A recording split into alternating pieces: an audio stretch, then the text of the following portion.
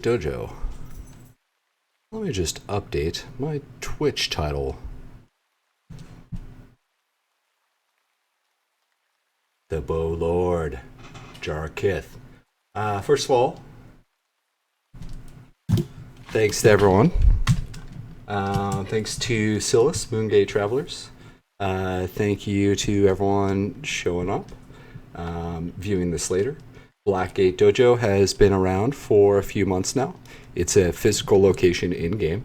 It's also its own community. It's focused on teaching people PvP basics, not to be afraid of PvP, how to fight back when PKers come for you.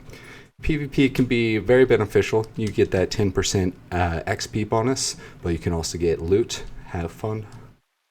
So Blackgate Dojo promotes all of that. And today we are doing an episode called Gearing Up. All right. Now, I'm going to go ahead and unmute myself from Discord. Hey, can you guys hear me? All right, I can't hear them. Let's change this.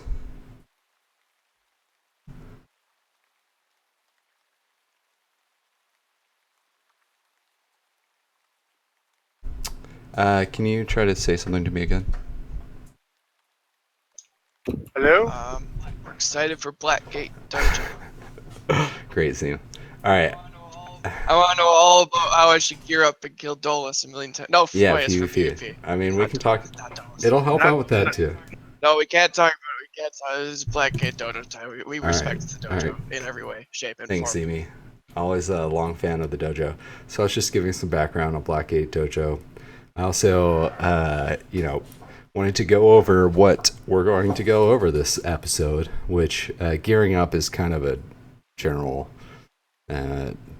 term. There's a lot of gear in the game. There's a lot of different ways that you can gear yourself. What I'm going to try to focus on is I'm going to go over the basics. I'm going to make sure that you guys know, like, when you're looking at a masterwork property, that you know what that actually does for you, right? So basics, just knowing like what attunement does, like what does weapon strength damage mean, things along those lines. Just how to read items, how to tell if an item is a good item or not. Secondly, we're going to go over what I want to identify as best in slot, right? So, this is going to be purely opinionated, and something that good friend of the stream in Blackgate Dojo, Rata Torment, brought up. He wanted to hear stuff about melee. How do you make a melee person viable with gear? And so we're going to be talking best in slot for mages, archers, and melee. There's 3 types of melee. Are you only going to go over No. blades? Because that's the highest DPS No, one. because definitely people use bludgeon, and so I'll be going over the different weapon types as well, and so I'll try to identify the best in slot for, same with mages, right? There's water mage, there's earth mage. I'll try to identify those as well, and so we'll be going over enchantments, masterworks, and also artifacts.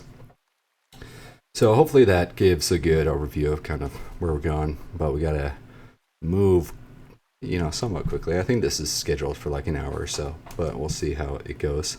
And anyone who, best in slot for an archer is definitely a bow. Actually, that's questionable because there's also a crossbow. So we'll get into that. And there's also a third option, which might be Tenma's crossbow, the whatever repeating crossbow. So let's just sort of go ahead and dive in to, I guess, the intro. So why is gear important? Gear's more important than you might think, actually. And there's a thread that I have that asked this question a while back, and it was on Soda forums, of course. And basically it was like, how important do you guys think gear is in being someone who's more quantitatively focused, I took off my gear and I put my gear back on and I measured the numbers. So not only does do your stats increase, but as well as some other things and with some surprising results. I mean, base stats are extremely important, but so are all these other little guys here: resist, avoid, the max resist that you have. Health, dex, int. All those contribute in their own way, and gear sometimes seems to contribute in a very little way. Sometimes that adds up, but we're going to look at what you can actually get out of gear, the best choices to make in terms of gear, why they're the best choices, because a lot of this is based upon my understanding of the game, my opinion. I could have some faulty assumptions. Some of these I've definitely backed up based off of Tech Tuesdays questions I've asked there, as well as descriptions that have been given on the forums or during telethons by Chris, aka Atos. So the thing about gear is there's a ton of stuff going on. So frequently I see on the forums where it's like, what does this thing even mean? Like, look at what I have right here. This is something recently. The negative 10% melee critical reduction. So I'm looking at a Ring of the Gambler, which is an artifact. And there was a thread, and I was like, what does that even mean? And I quoted Atos from a previous thread. Of course, it had come up before. And he's like, yeah, that's like some double negative language, yada, yada, yada. But it's not really clear what a lot of these things are actually doing for us, especially when you have like an amulet that's saying it's increasing the damage of something, but it's actually increasing the damage of a proc of something. So, there's a lot of misunderstanding that goes on, and I really want to try to clarify that. And I want to show you basically how gear can really improve your damage. So I'm just going to look at a few spells right now, just for some examples. So for Stone Arrow, one of my decks in PvP that I used in Virtue League this week, it's called Earth PvP. It focuses heavily on Stone Arrow damage. Right now on my melee deck, I get 33 to 96 damage with Stone Arrow. Okay, that is the base damage, just tooltip. Okay, so 33 to 96. Remember that, ladies and gentlemen, because I will. Now, when I switch to this Earth PvP deck, my gear will change, my attunement goes up, and my damage goes from 33 to 96 to 67 to 206. Okay, so that's double, essentially. To 206. Oh so that's goodness. double damage. What's the attunement? So my attunement right now is 167, and that's not even using any of the bonuses I get from this gear that like improve my strength of Earth, or things that would increase this damage more because of increasing strength. So that's with Earth, right? That's a good example. And then for Death, since we're on an Earth deck right now, we have 91 base Death attunement. Our Death Ray is sitting at 23 to 51 damage. And then when we equip our Death PvP deck, which is called PvP Dagger Heavy Death, and this is not even with 2 wands. With 1 wand and 1 dagger, it goes 23 to 51 to 54 to 118. So that's over double. And then if I add, so this is with a dagger, right? If I add a wand instead of a dagger,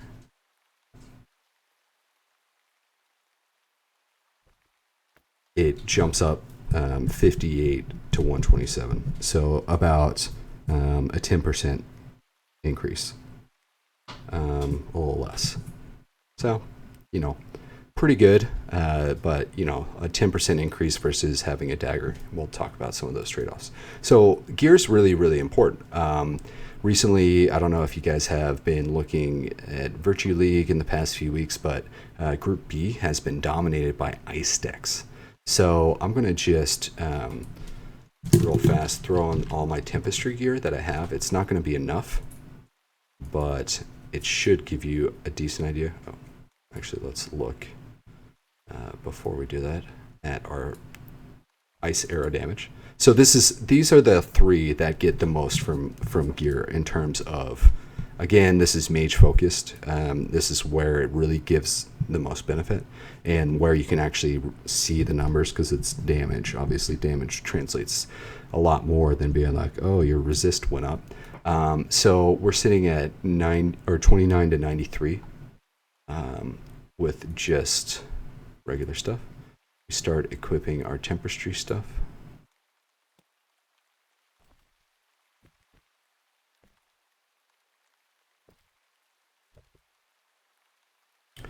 And we're at 54 to 171.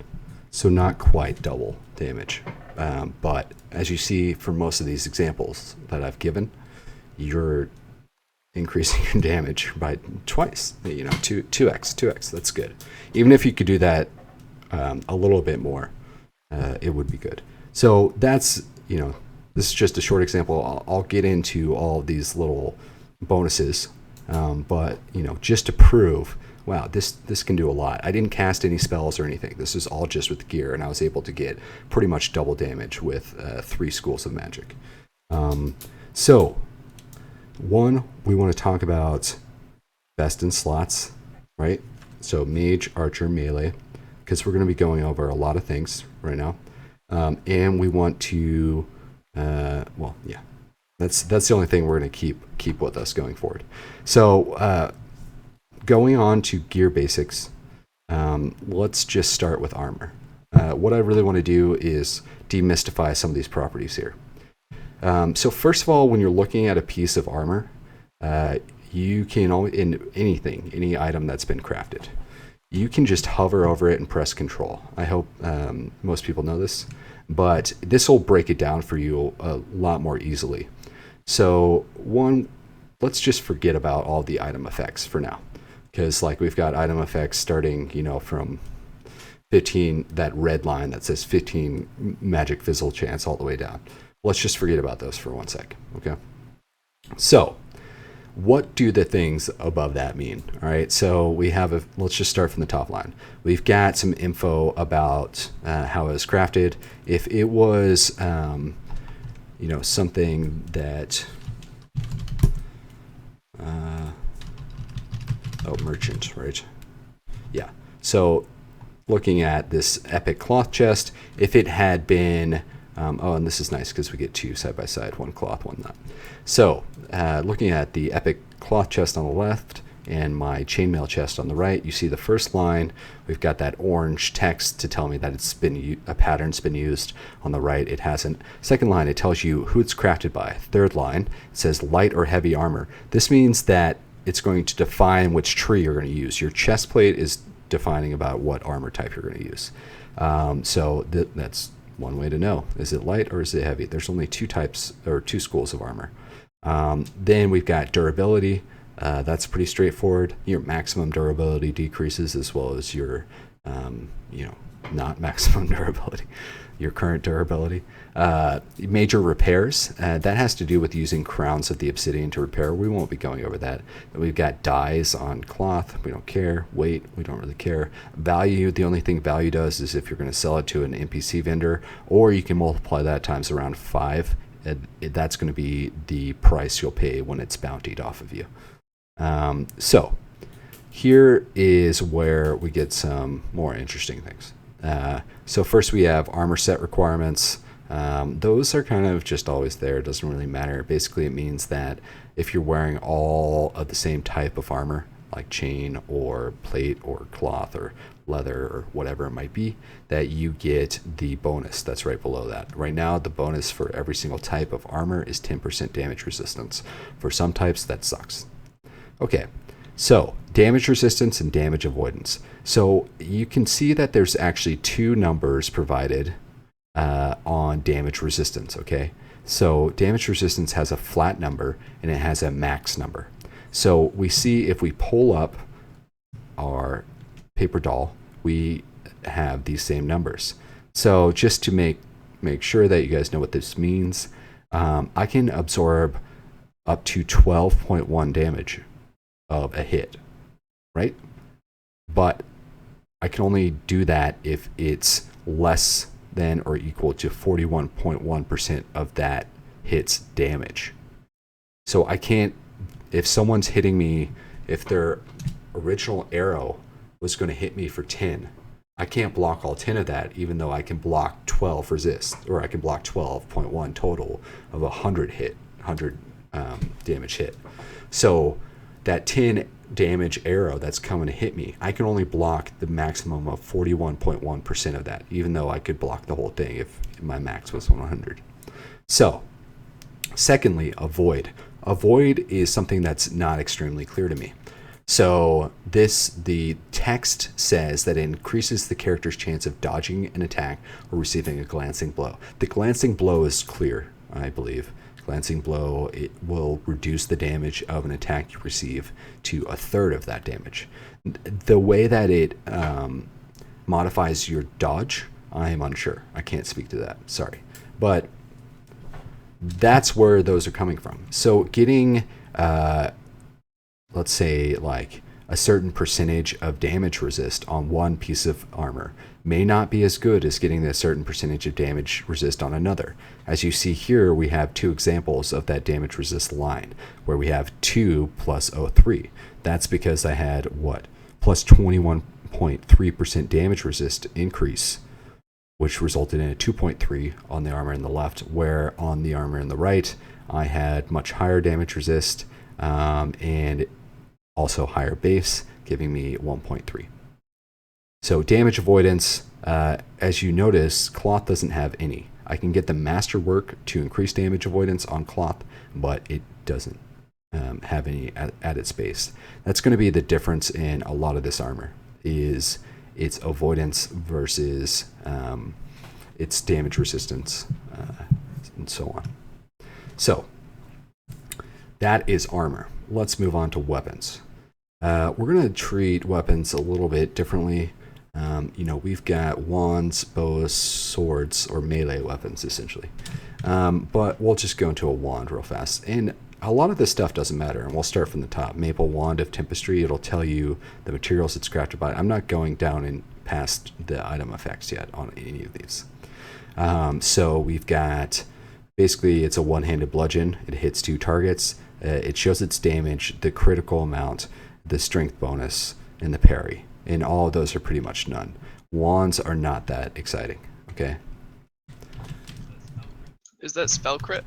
Or just melee crits? That is just melee crit. So every single melee weapon, every single weapon has a base crit. So the base crit is actually what most of the math is based off of. So when you're actually wearing gear that increases critical hit, it's going to be based off of like the base crit of your weapon, your dexterity, and your vital points skill in the subterfuge tree.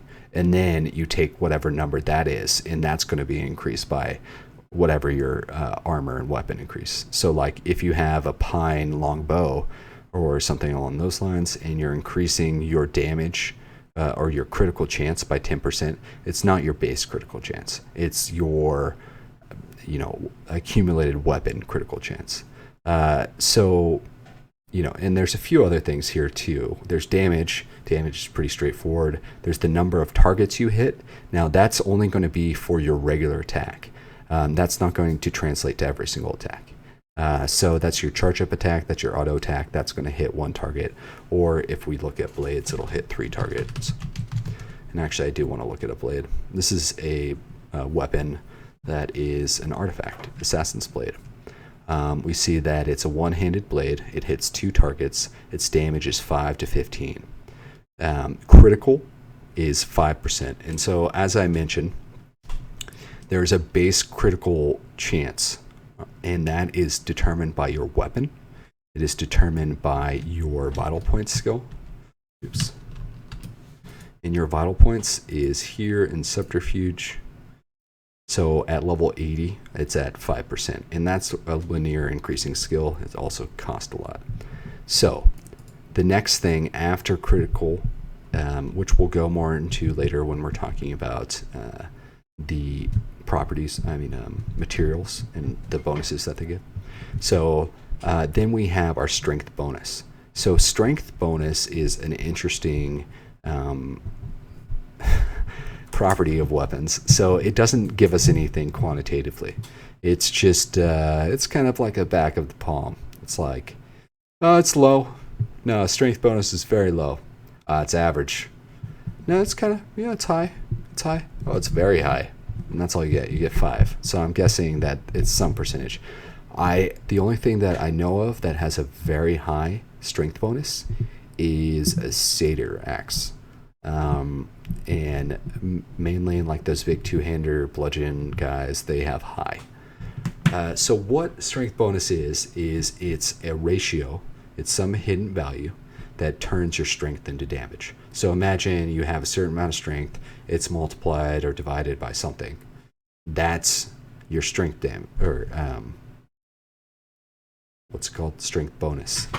So basically, depending on like how much, it's supposed to be an attribute that if you're stronger, you do more damage. And so, like with a crossbow, for example, crossbows have 0 strength bonus because it doesn't matter how fucking strong you are, you pull the trigger, right?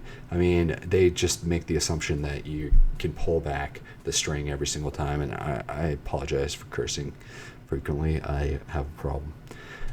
So strength bonus is actually an interesting mechanic. It comes into play in multiple places. There's actually a chess piece that I will show later that increases strength damage as well. And so this last thing is parry. Parry.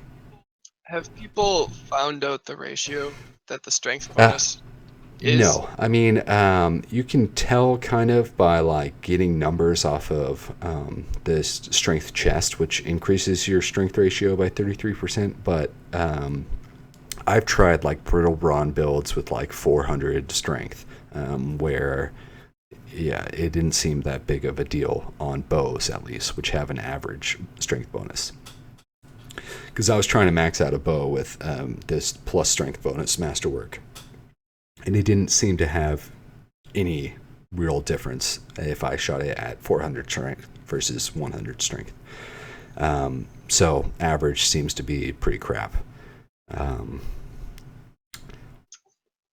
Average might not be any multiplier at all. I'm guessing average there's is like 1. Yeah, but there's like low too, so I don't see how there. Well, maybe there's not. Who knows?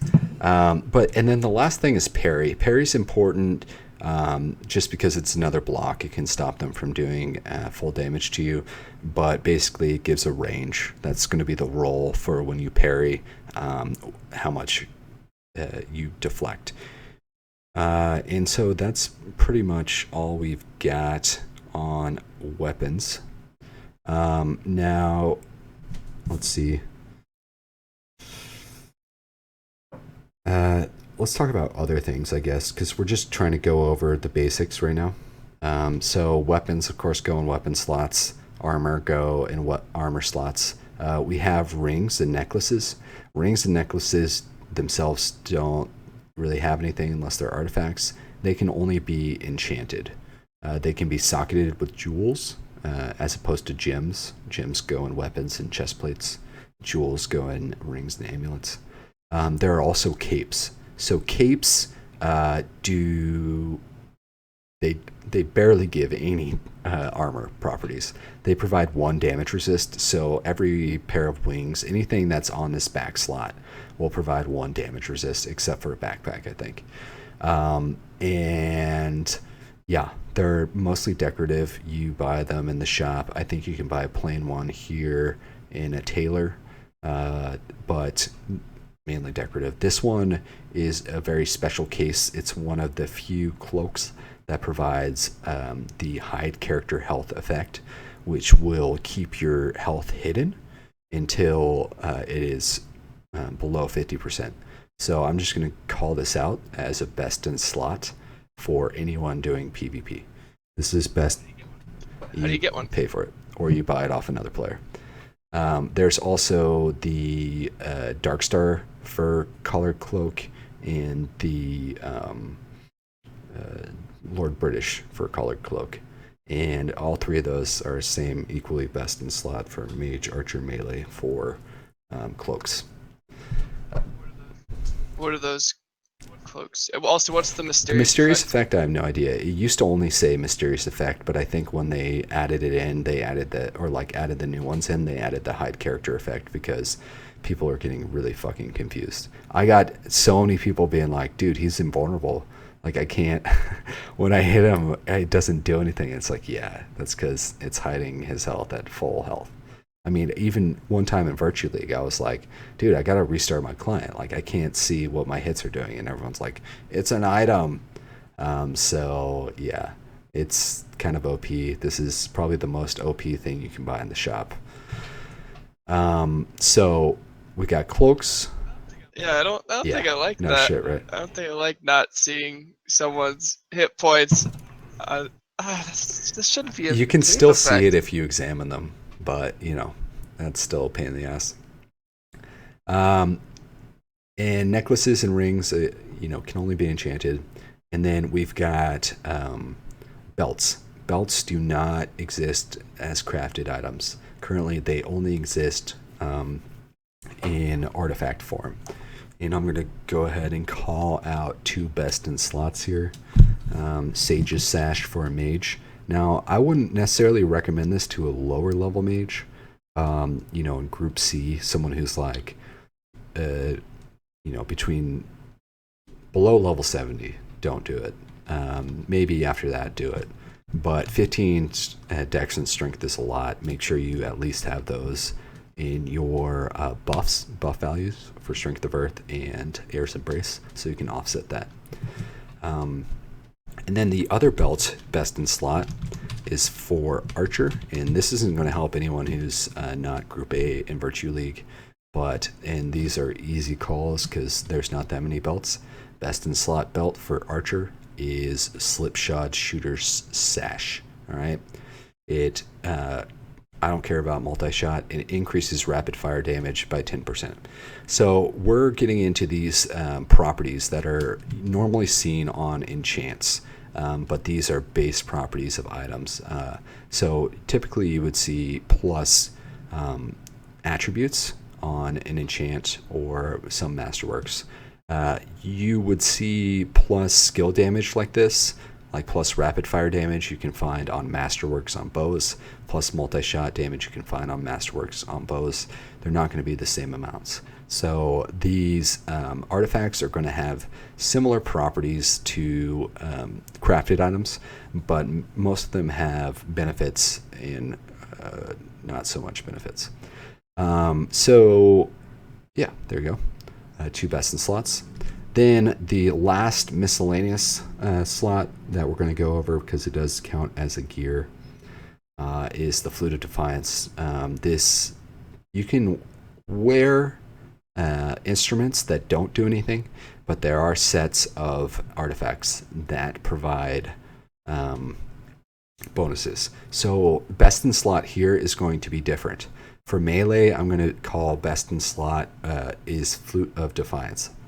Flute of Defiance is going to give you... So, by the way that you use these in combat is you get a sheet of music and you drag it to your non-combat bar. If you want to use ABC files, you can just type /play, like one of your ABC files, and you can start it, and then your buff should start. It didn't. Then I think I need to be in combat or something. Yeah, I forget. It usually works.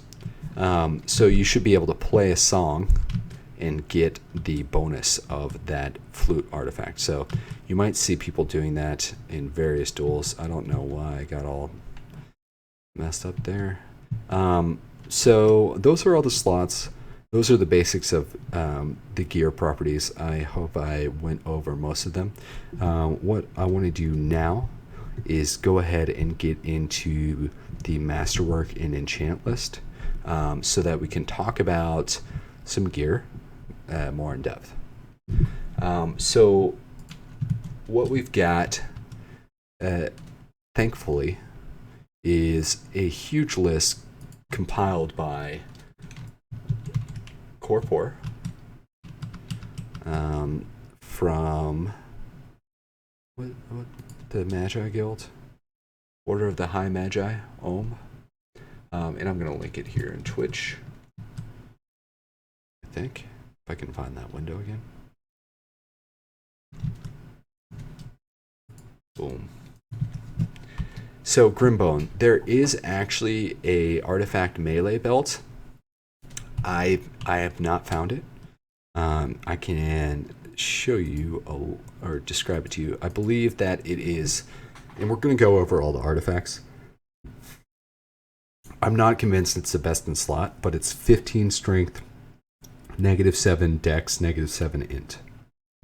And I think it might give dodge based upon inebriation. I'm not really sure on that. I need to test it out. It says it makes you drunk Yeah, as well? I think it gives dodge based upon inebriation, and as well as giving you a little bit of drunkenness. So Does the drunkenness do anything, or just does it blur the screen? it blurs the That's screen. I it? think it makes you slow too, which is the worst part.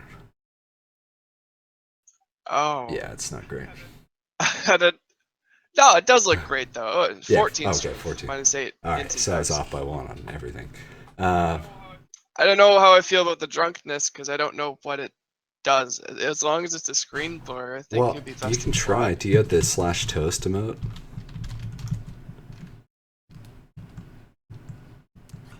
I think that makes you. Oh, it sometimes makes you drunk. Yeah. So I'm drunk right now. Oh, I feel drunk.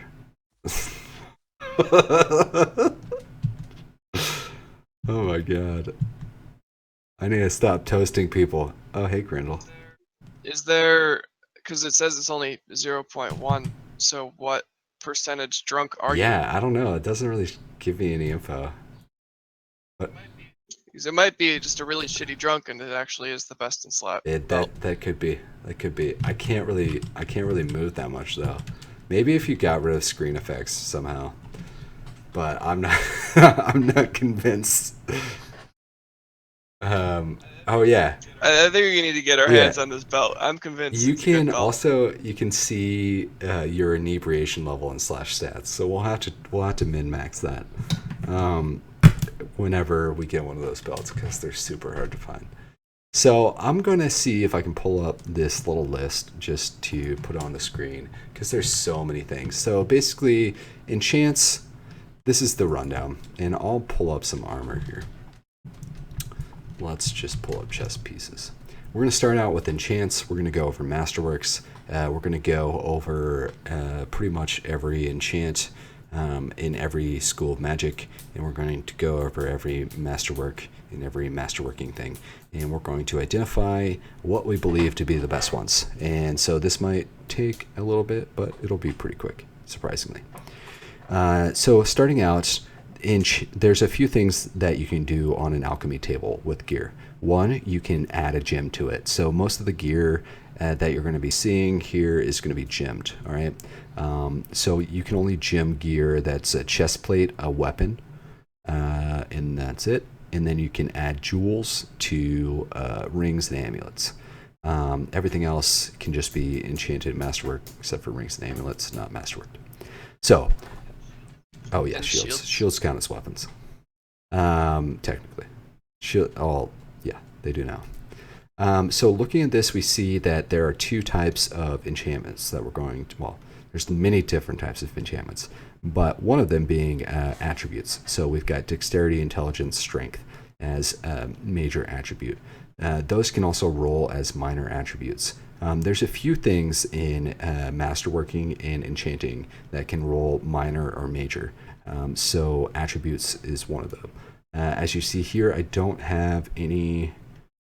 So this atonism, I believe, has a minor. Yeah, okay. So this chest piece has 9.1 intelligence. That comes from, if we hold control over it, 1 in enchantment intelligence, which had 6.3 bonus. And then it oh wait, that doesn't have an enchantment intelligence. That's masterwork intelligence. See if any of these do.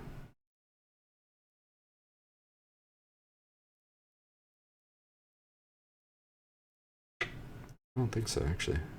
Looks like we got to look at boots. Okay, so these have everything that we need for strength, right? So they've got enchantment, minor strength, enchantment, strength, and masterwork strength. So those are all strength rolls to give us a 6.1 strength boots. So enchantment, as I was saying, we've got minor, we've got major. We have that on damage resist, on armor as well. And the things that you're going to find on base enchantments are going to be attributes, which are strength, intelligence, dexterity. You're going to find health. There's minor versions of all of those. There's minor health, and there's also focus. So the way that you can get more enchantments than that is by gymming something. So that's what we're going to go over first. And by gymming, I mean socketing. You put a gem, you turn one of these into something you can put into armor. And then you actually do that first and enchant it. So there's a whole class of armor that is, well, a whole class of enchants for armor that you can only get when you first socket a gem in there.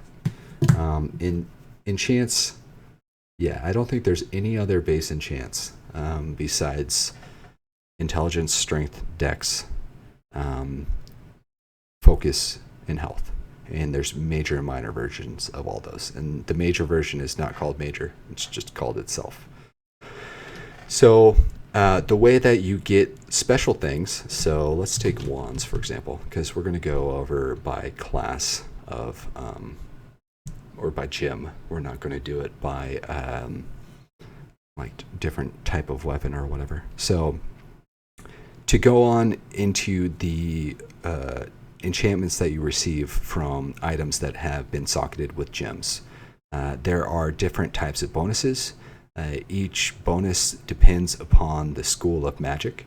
So we're looking at, for example, right now, Maple Wand of Gaiaism, which has an enchantment for Stone Arrow Strength Power, and the enchantment on the wand on my right, it has one for Ice Arrow damage, Ice Arrow power. So, you know, that's just one of the ones for Gaiaism. That's one of the ones for Tempestry. And then the last, so those are skill damage increases that only happen on wands.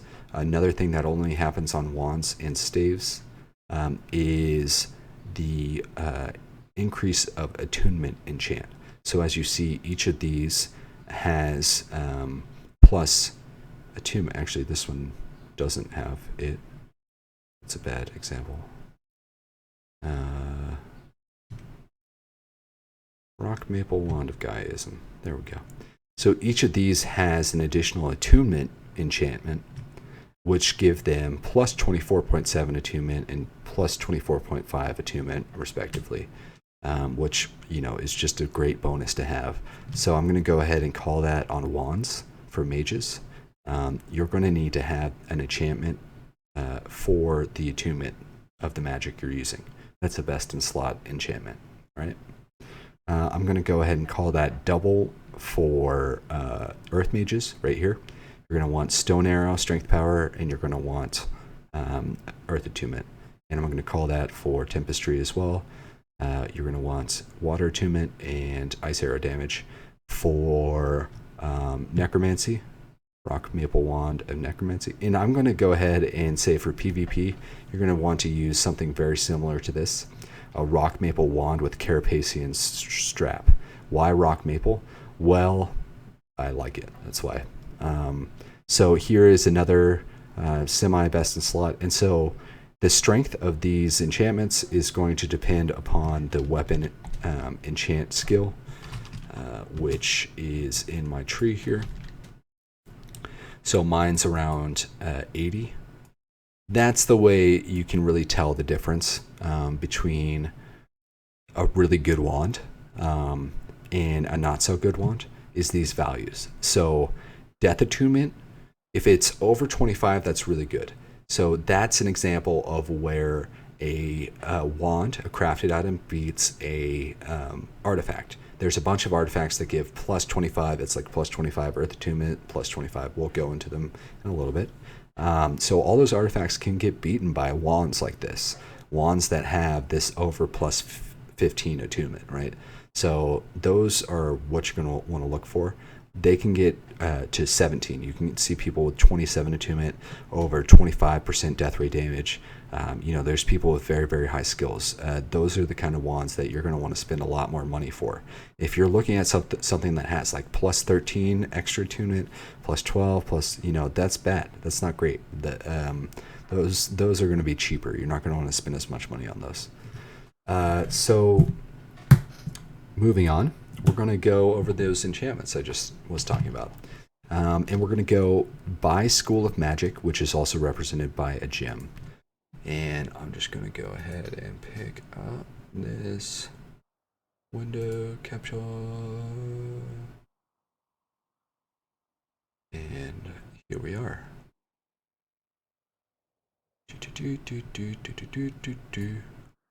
Let's zoom in a little bit.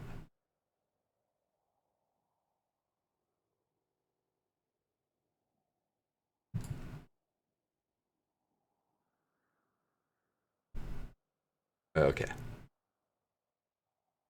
And I'm just going to keep this window up here. We're going to look at it. We're going to like it. It's going to be great. So much fun. So much fun. Oh my god. You can hold control and then scroll upwards. Oh, you got it. Yeah. Oh yeah, dude. I'm a little behind on your stream. Trust me, man. You got it. I've got to do this for teams of people on Jira. It's like, I can't read that. I can't read it. This I linked in Twitch, and it is a great resource. You can also get to it by going to Soda Forums and shredoftheavatar.com/forums.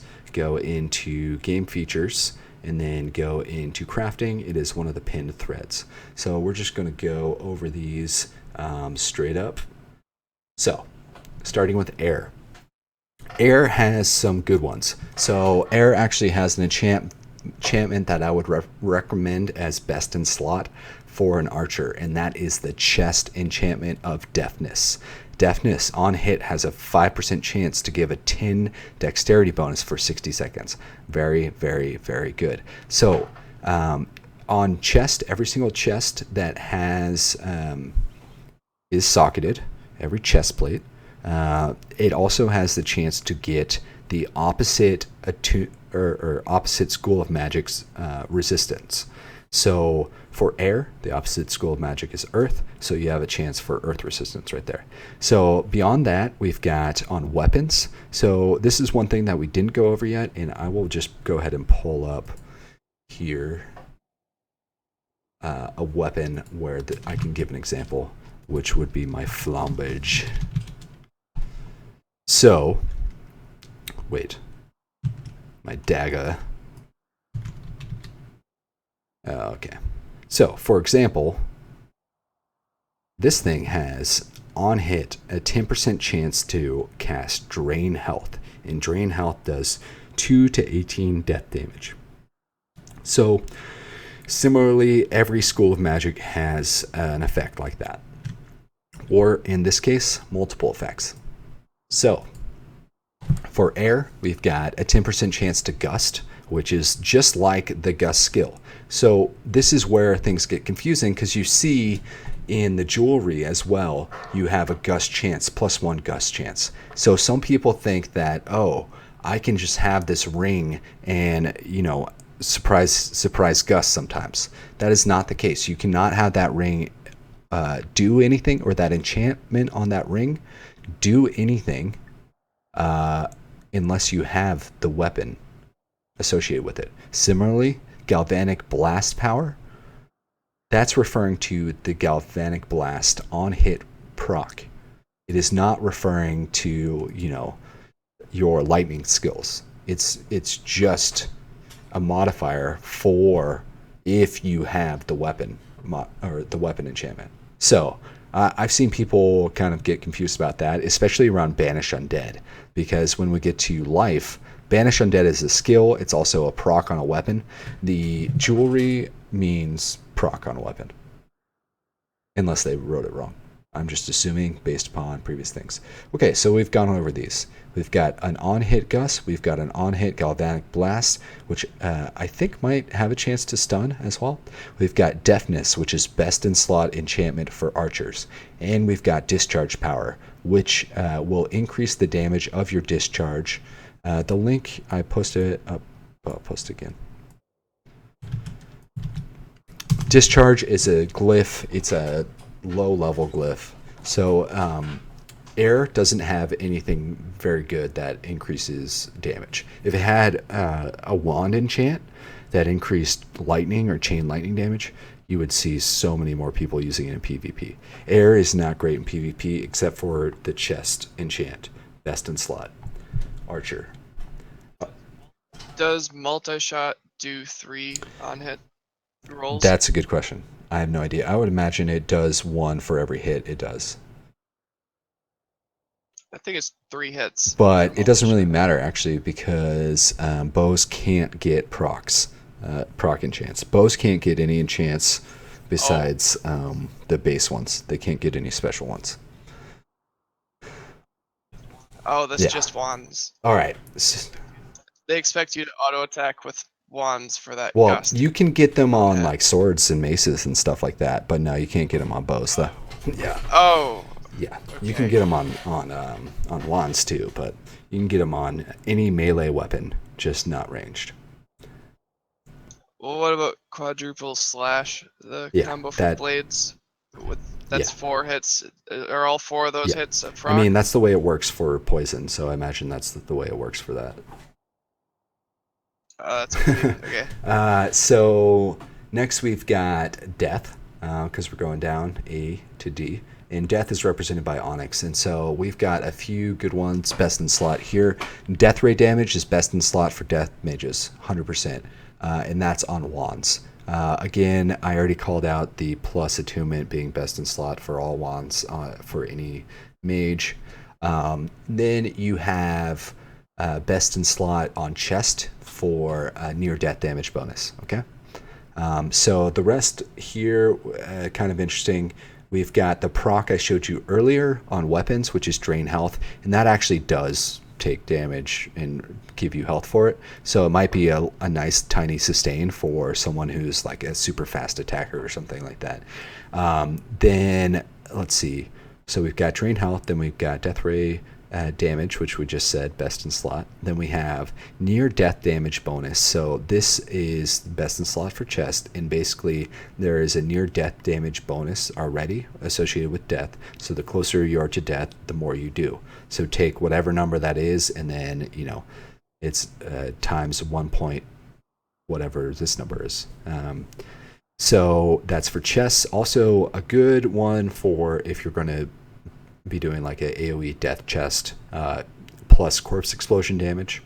I use that on a few chests, and then again every chest you'll have the life resist. So that's all you got for the necromancy gems. And then on the amulets and rings, you have the chance for plus summon death creature damage, which I've never seen anyone use that really successfully. Maybe it helps. I think death probably has some of the best summons, just because, or most powerful, because they go away. And then you've had that drain health power, which drain health power has to do with the proc, nothing else. Next up, Gaiaism. So this is a few best in slots right now. So one recommended best in slot for definitely, I mean, it really depends who you're fighting, but a potential good best in slot for melee right now is one, using this weapon SDD for 60 seconds on chest. This says weapons. That's not true. It's on chests. So this is, it says SDD is strength damage. I don't know what the other other D stands for. But this is what we were talking about for the strength damage when we were going over weapons. So it's the and let's look at a chest with this on it. And we've got a copper chain.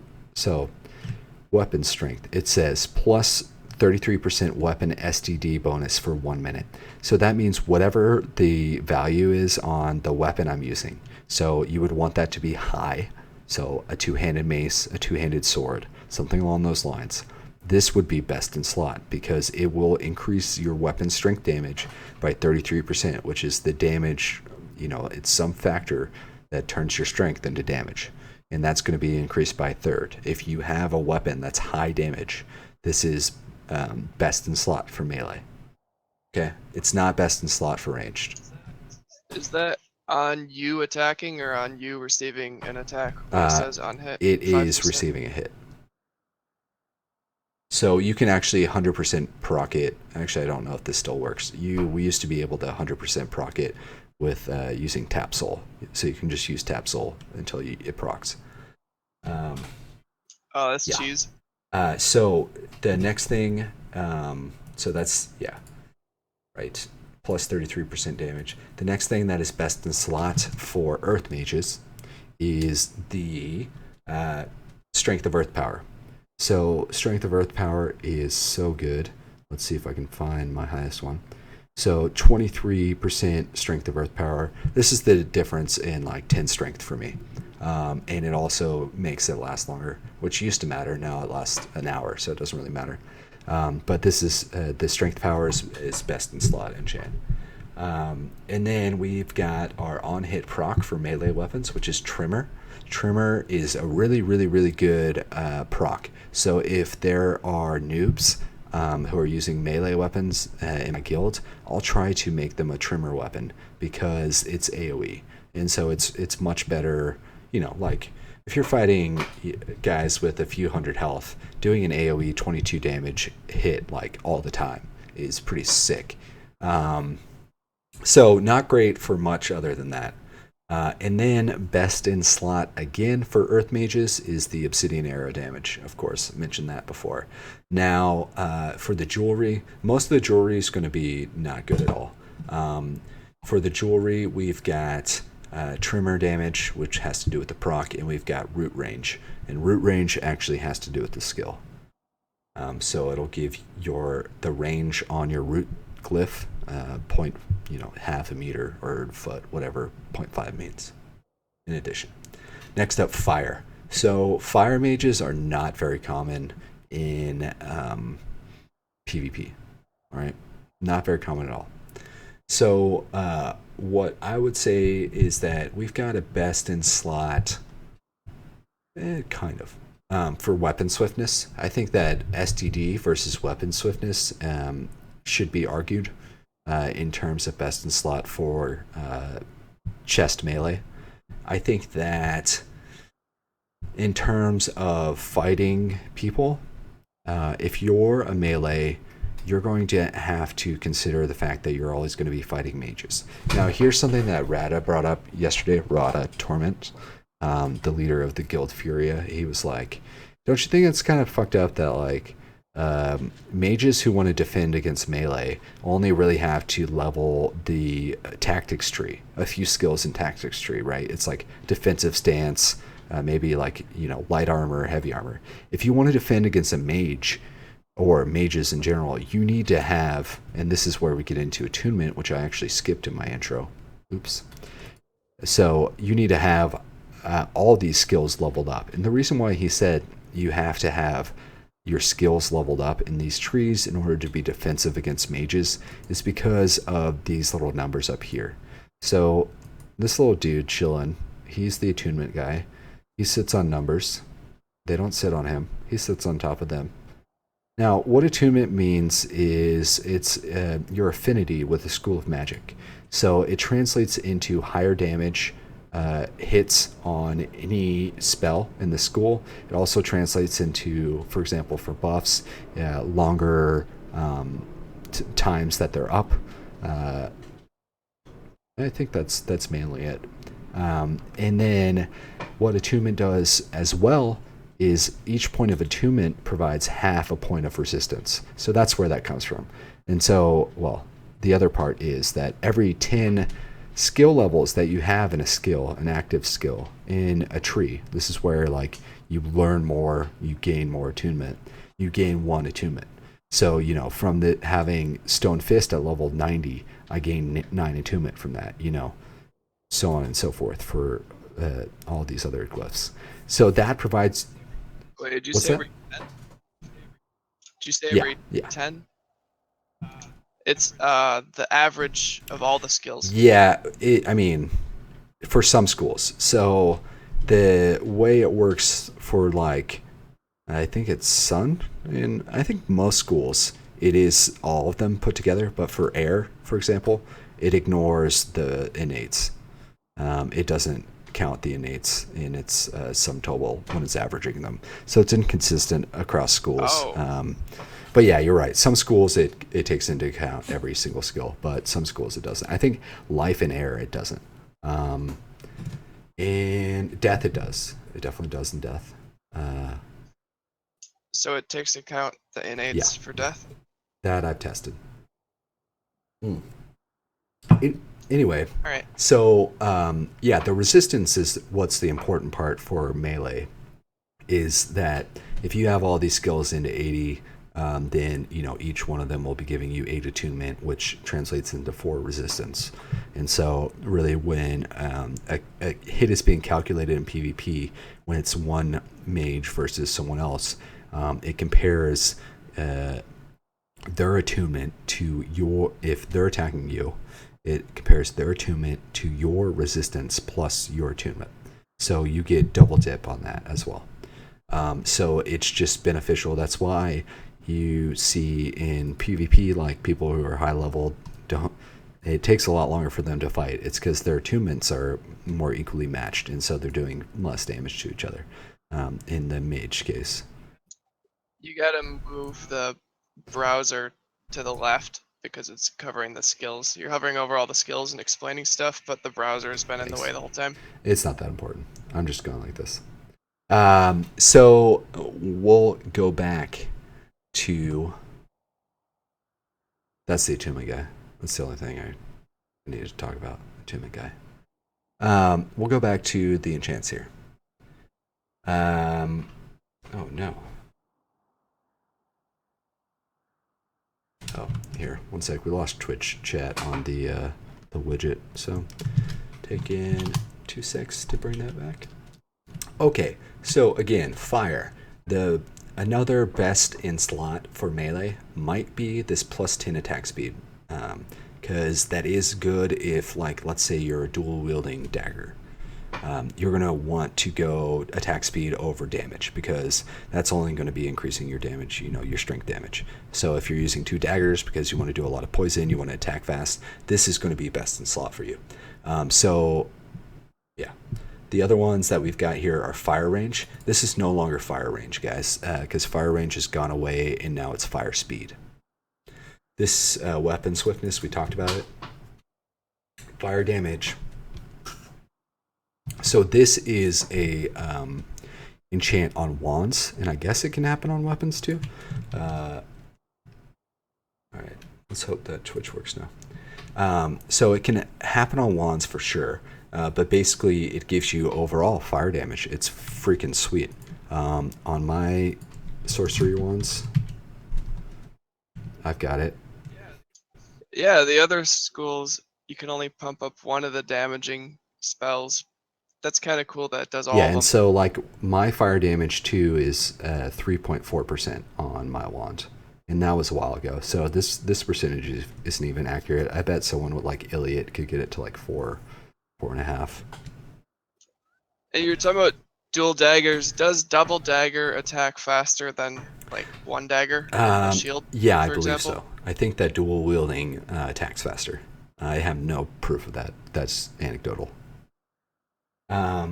So Okay. then we've got the proc here, which is pretty decent as well. So it's basically like a weaker version of Ignite Weapon, and it has 1 to 3. I don't think it's actually physical damage. It's probably fire damage every 2 seconds for 6 seconds. So, and it's probably higher than that as well.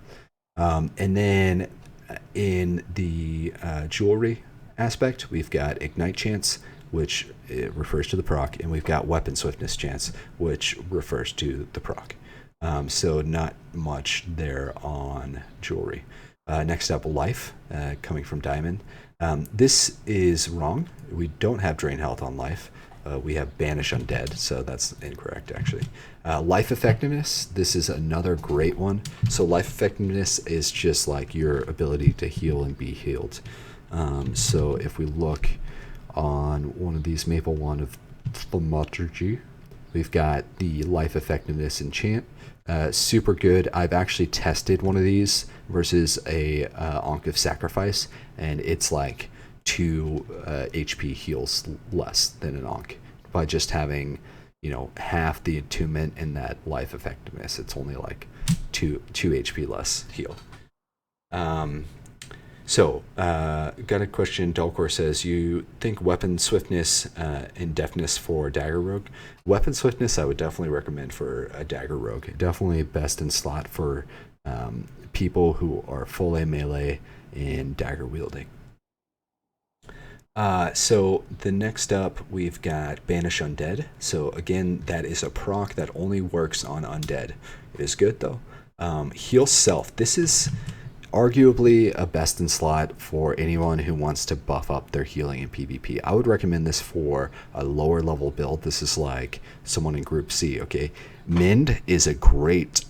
It's a great chest enchant. And it's called Heal Self here, but it's called Mend. And I don't. Here we go. There you go. I've got this chest that has it with it, and basically 5% of the time when you get hit, you heal for 11 to 35 damage. So especially if you're fighting someone who's like shooting rapid fire at you, something like that, it procs a lot. It's good. I'd recommend it. And then. So that's possibly a best in slot for a lower level mage. Just going to call that out. Life Healing Power. That is nothing I've ever seen before. Don't know what that is. And then it has a double on Mend. I've never seen Life Healing Power. I think that was just maybe the life effectiveness, but maybe it exists. It could. It might be really good, but I don't think I've ever seen it on a chest. And then last, Death Resist. So that's actually another good idea for anyone who is dueling, especially against death mages, is to go for Thaumaturgy like I did. Thaumaturgy chest right here, and you take the Death Resistance and the Heal Self. So this has Intelligence, Death Resist, and Heal Self. So this provides me with a little resist from death mages. It provides me with a little bit of a heal over time with that proc, and also a stat. So that it's not necessarily best in slot, because I wouldn't recommend it for like high level stuff, but Group C definitely, Group B maybe. So then we've got our rings. And we've got Min Chance, we've got Banish Undead damage, which and Drain Health Power is under the wrong thing, that's not under Life. And Banish Undead damage, which is again for the proc. So, nearing the end here, we've got Sun. So we start with 2 procs, both of these are melee weapon procs. And we've got Blistering Ray, which is just a standard. I'd recommend that if you were like, I don't know, trying to do an anti-lich melee build or something. But again, not talking about that. And then we've got Blind. I, again, wouldn't necessarily recommend that either. It seems decent, I guess, in PvP, but, avoidance, I guess, is somewhat important. But again, wouldn't really recommend it. The Sun Strength. Does it literally use like the blind skill? No, it's a weaker version, but yeah, it's similar effects. So it lowers their dex and avoidance. And then the Sun Strength, I actually like that a lot. I've got it on my sun build, but I wouldn't necessarily recommend anyone using sun in PvP right now, just because Celestial Blessing is such a hard counter to it, especially in Group B or C. But you can try. Sun is pretty fun, but if they get Celestial Blessing off, it's not a good time. Is there a way to debuff Celestial Blessing at the start of a fight? Not that I know Like, of. just I wish. take it off? Yeah, I wish.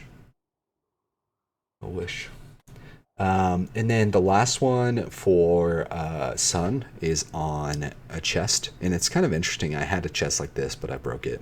It's called Sunlight, and it'll actually make you glow. So maybe that's for like costume contests and stuff. It's pretty cool. It's subtle too. It's not like that bright. It's like, what? Why can I see things around me, basically? But it's nice if you just like want to walk around. One thing about Sunlight is if you're invisible, it'll still show up. And then Moon Resist. I don't think anyone ever wants that. And then we've got 2 enchants on the jewelry related to procs. Water, we already called best in slot for an ice mage. For a water mage is going to be Ice Arrow Power, and also the plus attunement there. The other ones we have, now this is kind of an interesting one, Soothing Rain Healing Power, Soothing Rain Healing Radius. So the radius is on the chest, the power is on the weapon, and then we've also got a decent one for PvE, which is a fire resistant. So this basically casts a weak version of Douse on you. That lasts for a minute, is the fire resist enchant. And then as we see, the Douse power on the jewelry, again, that does not have to do with the Douse skill. It has to do with the fire resistant proc. And then we see Summon Water Creature has a damage increase on another enchant. And then last, we've got Moon, and no one really cares about Moon. Oops, that's not true. Not right now.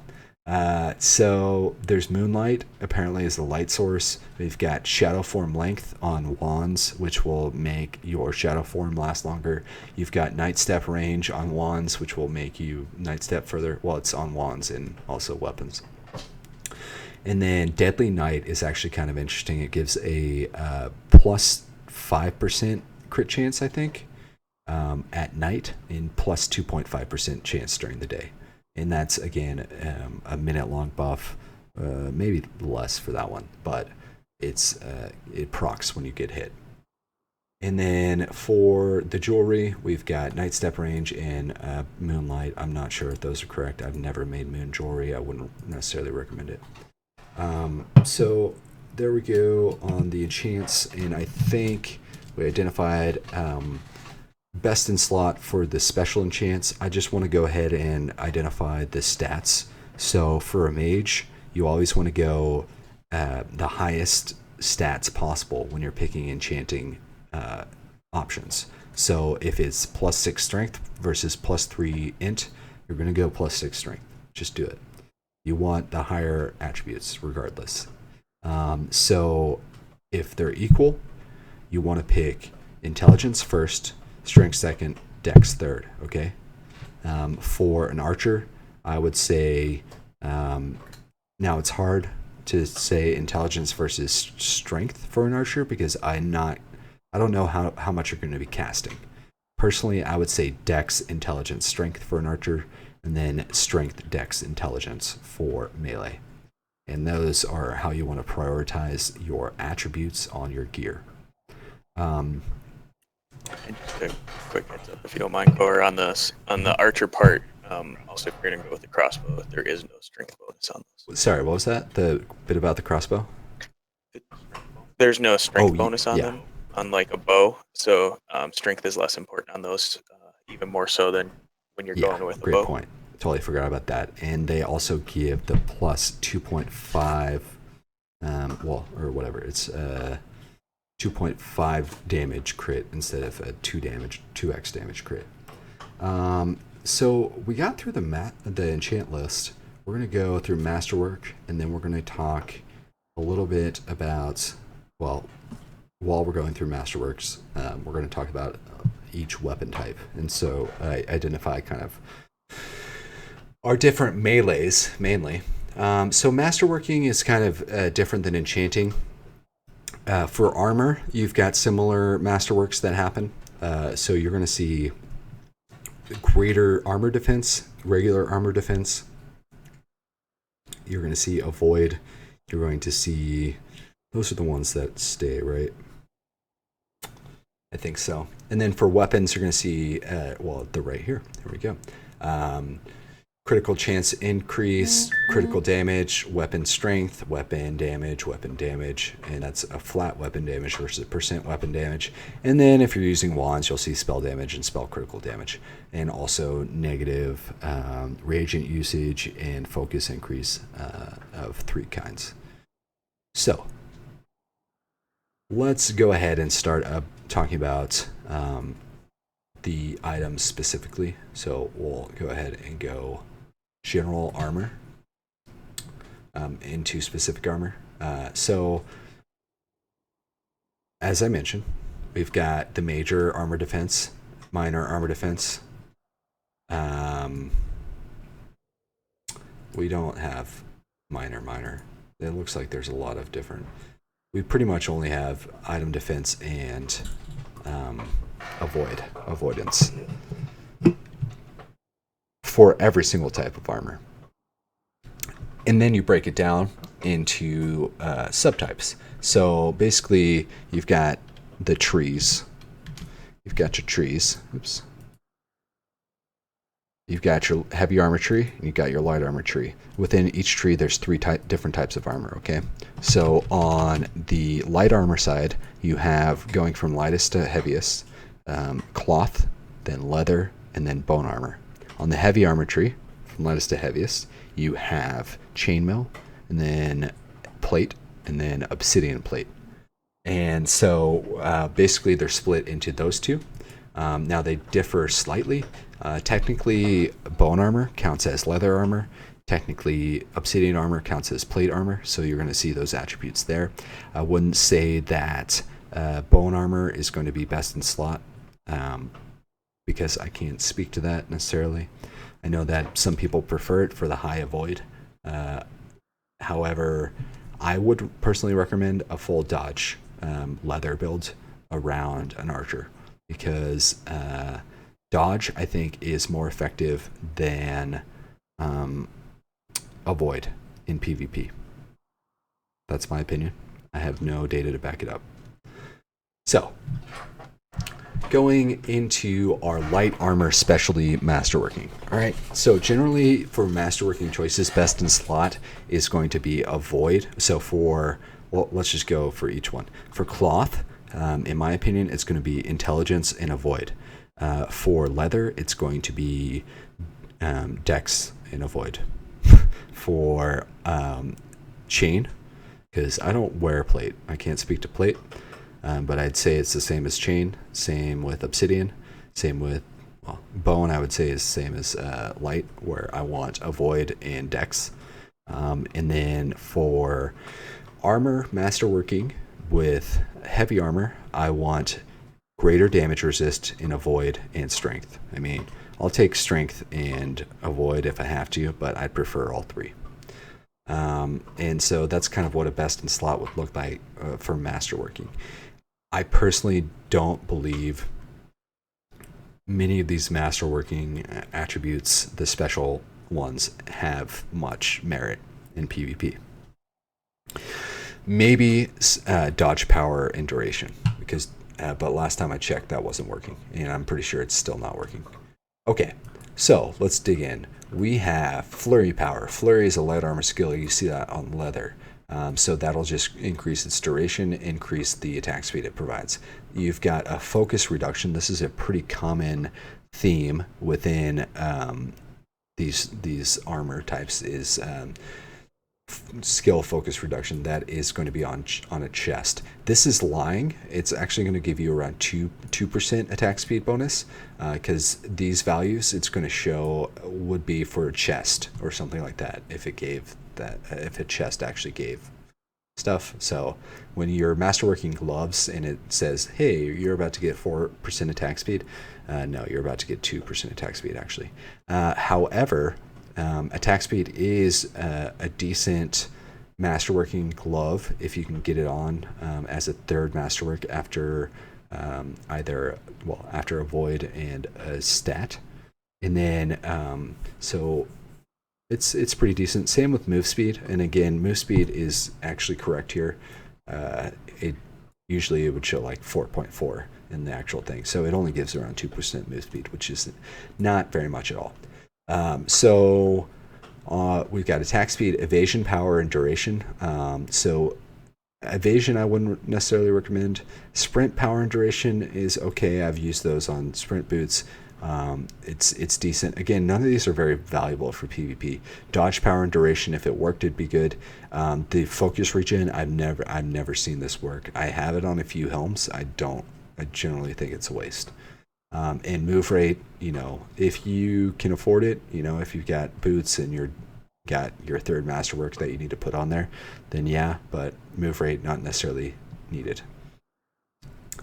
Okay, so these are all offered that on general cloth armor. I think we went over most of these, the greater and less than item damage reduction. And so we said that really the two that you want here are these two. I would say, fuck it, don't get damage resist if you're going to put on a third. Get focus. I like focus a lot, but that's just me. Same thing goes for boots, helm, glove, chest, leg. And so we're going to just call it on the light armor because there's not really anything masterworking gives us here on light armor. So best in slot there, just go avoid. Get your avoid, get your stats. Well, intelligence. Yeah, I mean, intelligence will be on cloth armor. So I was saying dex. Oh, you're going yeah, well, I mean, each one can only have one stat.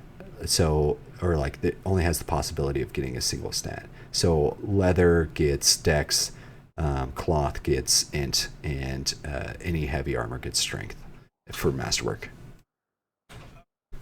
Oh, so the dex attribute and then dodge and then focus. I would say avoid comes first and then the stat and then focus. Well, on leather it wouldn't be focus, it would be health. So on a lot of these they give different things. So leather gives health, cloth gives focus, that stuff. And we're going to be going over material bonuses last, or maybe I should just shout out what I think is the best material for each one of these instead of going over all of them. In that case, carapacian, hardened leather, and meteoric iron for mage and archer. And then for melee, I'd recommend bronze. No, fuck bronze. Actually, I'd recommend copper. Okay. So, copper gives increased weapon damage. Bronze is crit, I believe, and weapon damage. It does both. But yeah, I mean, you can use bronze. It's fun. Yeah, I think the material bonus is weird for weapons versus armor. Bronze, I would definitely recommend for any melee weapons. And then I already said rock maple for the wands, rock maple with carapacian strap. And then for bows, the best material is to do rock maple with a, supple leather bowstring.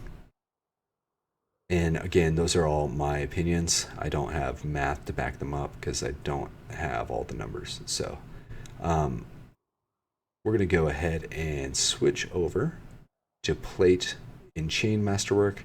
Now, similar to cloth and leather, they have greater armor defense, lesser armor defense, and avoid. They're also going to have strength increase. They don't have health. And some other various masterworks. So, yeah, Drago likes the... I used to use Grey Pine with supple for bows, Drigo, but I transitioned into damage. And again, this is for PvP, and I'm going to be more damage oriented than I am going to be defensive oriented, I think, in my choices, that is. So for plate, we've got Masterworking, going to go down the list. On a helm, you have the chance for stun resist. I want to show you what happens on a helm that has stun resist. It doesn't show up. So you see at the very bottom, second to last masterwork or list in the list of masterworks and enchants here, it has stun resist, but it doesn't give me a property or anything. I don't know if it works. Oh, is it placebo? I don't know if it works. Does it actually? It doesn't work? show anything, so I have no clue. It's a plus 12 helm anyway, so. That's troll as hell, man. I wish it showed more than that. So the negative, then you've got next, heavy armor skill focus reduce. I wouldn't recommend that. Heavy armor skills don't cost much focus. Then we've got attack speed, which I would recommend similarly for like a dagger build. We have glancing blow, power and duration. So this is another thing that is confusing. It's so fucking confusing. So they have these items that do things, and then they have other items that have the same language. So take the Ring of the Gambler, right? For example, this thing, it says plus 5% glancing blow chance, okay? And then there's this your inventory is covered up by the browser. Where was it? I showed it earlier too. 5% glancing blow chance. All right, so over here we've got our heavy thing. Glancing blow is the first glyph. So it says there. What chance? Chance of what? This has nothing to do with this skill. Absolutely zero. Glancing blow is a version of avoid, right? We see increase the character's chance of dodging an attack or receiving glancing blow. So glancing blow is what happens when you avoid attack. It's just one of the outcomes, and you receive a third of the damage that you would have normally received from a normal attack. Okay, so glancing blow, power and duration is referring to this skill on the masterwork. On this item, Ring of the Gambler, it is referring to your base percent chance to have a glancing blow. It has nothing to do with that glyph. All right, just making that clear because, again, another thread on the forums of people being confused about that. So, glancing blow, power and duration, wouldn't recommend it. But then we got damage avoidance. Then we have plus 20% body slam stun length. So that seems like it could be good. Still wouldn't recommend it. Unless you want to go for Masterworks. There's other Masterworks that are better on a chest. I'd say go for your, if you're on a heavy chest, remember you want to go for avoid first, then your damage resist major, and then your strength. Or you can switch the last two around. And for chain and plate, again, meteoric iron all the way, because that is doubling down on your damage resist. And this property, that thing is very, very important. Now, do I make meteoric iron stuff? No. Hell no. Takes way too much time. Okay. And then last but not least, we got move rate. And this again is lying. It's the same amount of move rate that you would get on a cloth boots. So, now we're moving on to weapons. And these have some good best in slots here. So for ranged masterwork, all right, now I already said this, I would recommend using a rock maple bow with supple leather strings. Now the enchant order here for weapons, first of all, weapons are going to have, all right, see you soon, Lena. Weapons are going to have common in masterworks. They were listed at the top. It's going to be flat damage, so just a flat damage increase, percent damage increase, it's going to be percent critical chance increase, and it's going to have also a percent critical damage increase. So 2 forms of damage: critical hit, critical damage, and strength damage. So strength damage is that thing we talked about. You pretty much never want to pick that. Never pick that unless you're masterworking something that's like super high strength damage, okay? It's not good. 2.5% increase in strength damage is nothing. It's not going to give you anything. You might as well pick nothing. So yes, strength damage, masterwork is worthless, in my opinion. Okay, now that we got that out of the way, for bows, best in slot bows, here's the masterworking order, all right? Enchants, you're going to want, I would say, get a 3-3-3 or a 3 stat bow. Get, around 6 dex, around 6 int, around 6 strength, okay? Then for the masterworking, you go critical damage. That's the one you want most. Then you go, well, for this, it really depends.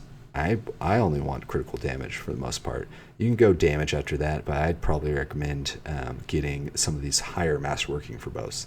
So personally, my ideal bow would be critical damage, aim shot damage, and rapid fire damage. Those are the 3 masterworks. God, that would be sick. Rapid fire power, that's an extremely rare masterwork. I never see it ever. Never ever. I question whether it's in the game.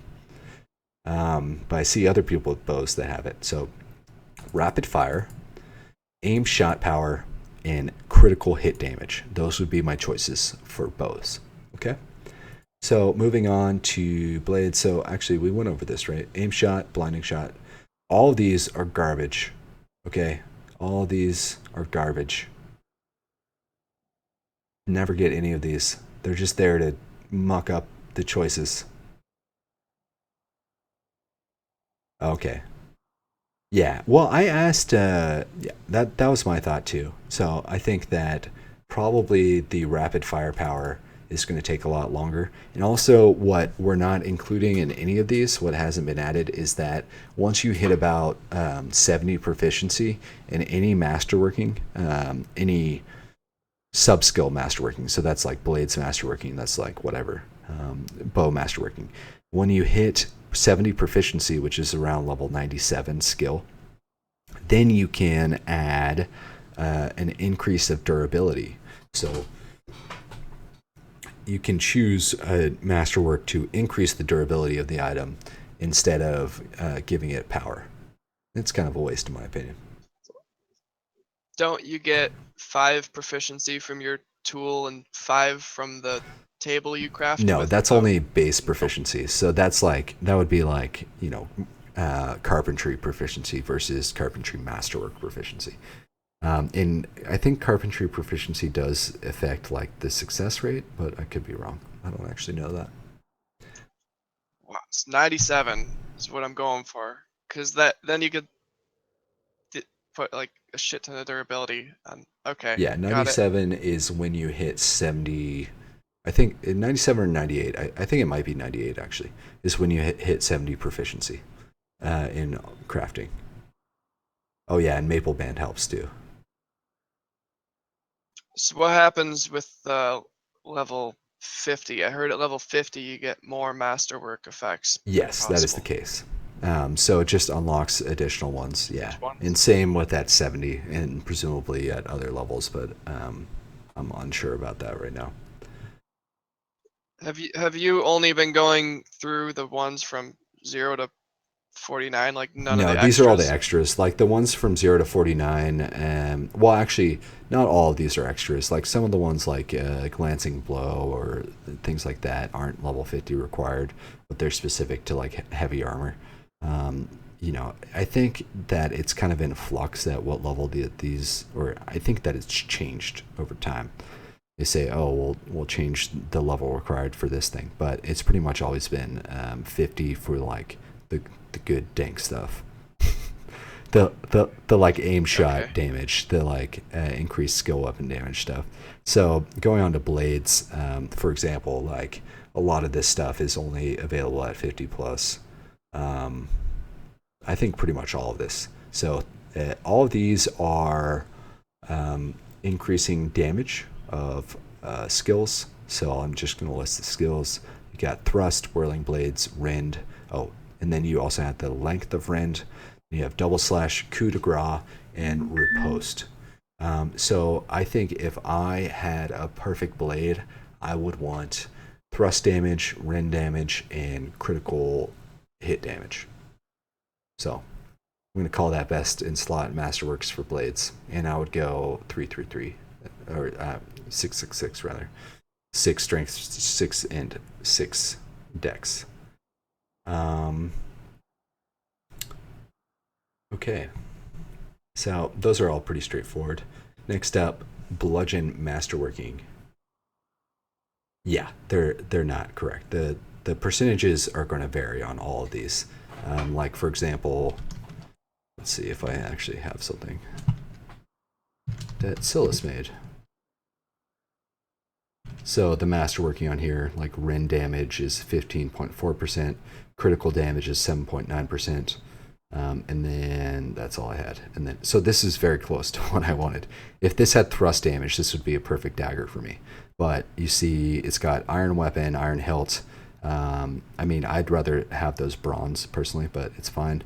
Then we have rend damage, critical damage, and then weapon critical chance.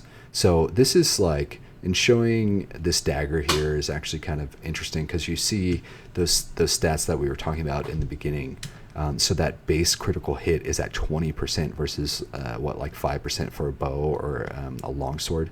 No, longsword's 13%, but that is going to be critting so much more frequently than something that's at 5%. Not just because it's 4 times higher, but because this number is more important in terms of the math than anything else. So it's going to take your dex, it's going to take this number, and it's going to take your vital points, and maybe it'll give you something around 30% versus something around 15%, for something that has a 5% base critical. So why does that really matter? It matters because in talking about some of this gear, we can have armor and weapons that increase critical chance, like right here. We have 3% increased critical chance on this dagger. Now that 3% does not make it 23%, or 33%, given that we're assuming my base is 30%. Actually, it adds 3% of that 30%. So whatever the freak that is. So it's, 0.9% or So basically this plus 3% weapon critical chance really translates to 0.9% increased critical chance with this dagger. Now, if we had that same 3% weapon critical chance on something that had a lower base, you'd have it significantly lower, right? It would be 4.5%. It would be half, right? Or versus 0.45% versus 0.9%. So it's important when you're choosing gear, especially if you're using like supple leather armor where you're getting a lot of crit, right? And if you're using a bow, you don't really have a choice, but to choose the thing with the highest base critical damage so that you can take most advantage of that increase, that huge amount of crit gear that you have on you. So yeah, moving forward to bludgeon. We've got a lot of skill power increase here. And again, these numbers aren't correct, and they've got some repeats here. Bludgeon might be the only place where I would recommend a weapon strength damage masterwork. I think the last bludgeon I made, I did a stream where I soloed dragon using bludgeon. And I made a weapon for it. I gave it away afterwards because I never wanted to do it again. But mine was break armor power and crushing blow power. And I would add critical damage on any of those. I think critical damage is one of the best masterworks, if not the best, in terms of weapons. And so for bludgeon, we just have break armor, break weapon, crushing blow, power, stun length, stun chance. We got knockback chance, knockdown chance, and that's it. Now for pole arms, I can't really speak to pole arms at all. I've not used them. I haven't leveled them really. So again, this is just increasing the chance, the damage, the range of some of your skills. All pretty straightforward. I know that some people are using pole arms in PvP now because they give poison advantage, and there are so puncture is one that is good, and skewer, I believe, are both good because they reduce healing effectiveness. So we're just going to breeze over those and go into wands. Wands, definitely a choice here. I'm going to say the top three in this order. Spell critical damage, spell damage, and focus percentage. So basically they can give you 7 focus, 15 focus, or focus percentage. They can also give you negative chance to use reagents. And then they can give you spell damage and spell critical damage. And those are really the best ones there. Now, you can't, there's the only high level masterworking you have with wands is going to be the plus durability masterwork. There's not any level 50 pluses. And then last but not least, we've got shields, okay? So shield masterworking, we've got +2 combat block modifier, and now shields can't get any special enchants. So like I mentioned, bows can't get any special enchants, shields can't either. They can only get health, focus, and attributes. Shield masterwork, I'm going to say that the best for shield is going to be greater armor defense, avoid, and block increase. So why do I say greater armor defense first? Because the amount of damage you can block on your shield is dependent upon the damage resist value of the shield. Okay, so it's like 6 times that or something like that. I don't know, 8 times that, 10 times that, something along those lines. So the more damage resist you have, the better off you are. I don't think that blocking more frequently is going to help you that much if damage is going to get through. So I just personally think that because the +2 block modifier for most shields is a 25% increase. I think that it would be better to have, because you get way more than that if you're getting, you get about the same amount, 25% increase with greater armor. So maybe you could argue either way, but I would say shields, 3 stats, so 666, and then increased armor resist, avoid, and then block. And those are masterworks, folks. Those are masterworks. We didn't go over rings really. Rings, you want to go for stats. None of the ring/necklace enchants are any good. The specific class ones. So go for stats, pure stats. Oh, HDMXZD, thanks for the follow, man. Appreciate it. So we are at the end of our shield. I'll just move this over here, and so we can see my. I should have done that from the get-go. Too busy talking. So let's just go over some of the gear that I use, just with reference, before we hit the artifacts, because we're going to hit the artifacts hard. Then we're going to take questions, and then we'll be done. So again, I mentioned earlier, I don't use the best materials. So my gear is going to be, except for weapons, my gear, I've got some carapacian, I've got some fustian. So just to go over the how to make items again. So there's a few options. We're just going to hit up cloth real fast. So first, cloth armor. You've got regular cotton, which gives focus. You've got fustian, which gives more focus than regular cotton. And then you've got carapacian. Carapacian provides spell critical chance. Okay. Oops. Spell critical chance and the same amount of focus as cotton. So you can think of, fustian and carapacian as being a higher tier than cotton. So by far, 100%, carapacian is better than fustian. So you know how I was talking about how crit is calculated for weapons? It's not the same for spells. This spell crit chance bonus that I'm getting on these gloves is additive. It's not multiplicative. That means that when I get 0.7% bonus, I'm not getting 0.7% of my already existing bonus. I'm getting flat 0.7% increase. Carapacian, much better, hands down. Leather. I don't have big opinions on leather. I'm going to say if you're doing melee, use hardened. I believe hardened leather increases your weapon damage. Weapon damage. Definitely go for that. Then leather, I would recommend leather possibly to a mage as well. Dodge is really important. I would recommend leather possibly to a melee. Dodge is really, really, really important PvP. It can be huge.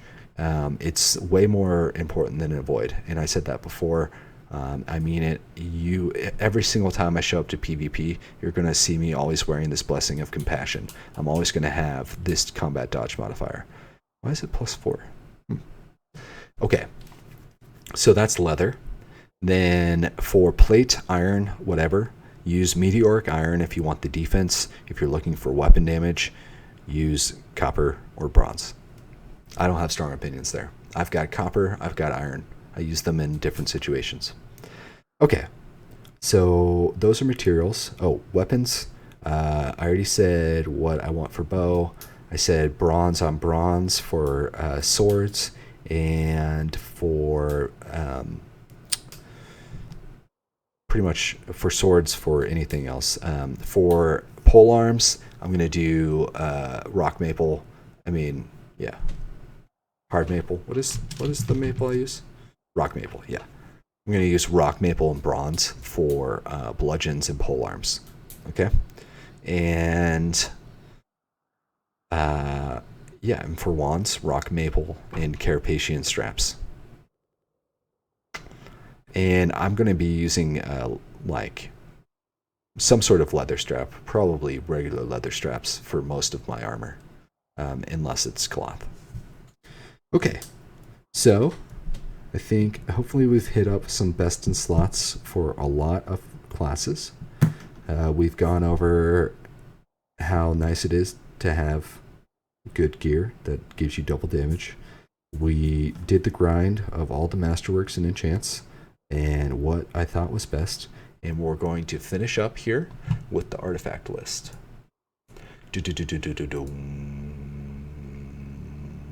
Okay. So, artifacts are somewhat new to the game, past 5 releases or so. So I guess not that new. They are rare items that cannot be crafted, only dropped. And most of them have a positive side and a negative side. Some of them are silly, some of them are useless. Some of them are quite good for PvP. And there are many best in slots, especially for belts. So we're going to go ahead and start here at the top. I'm going to link this in Discord, and I'll make sure that I put both of these links, or not Discord. I can do it in Discord. I'll do it in Discord too. I'll make sure and put these links in the YouTube description when this goes to YouTube. And it's in the Soda voice chat channel there on Discord.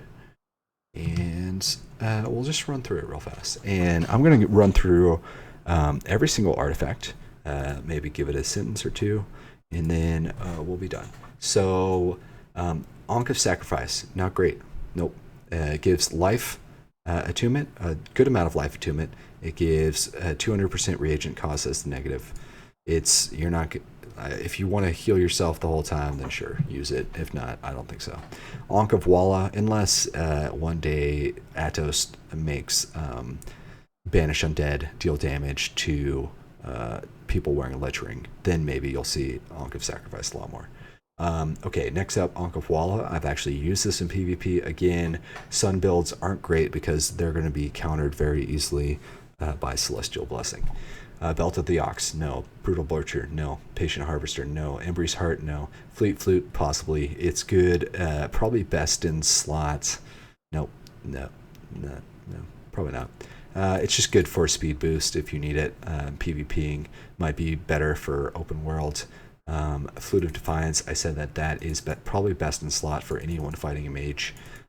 Tear of Titan, the problem with all of these, you see, so there's a lot that are similar.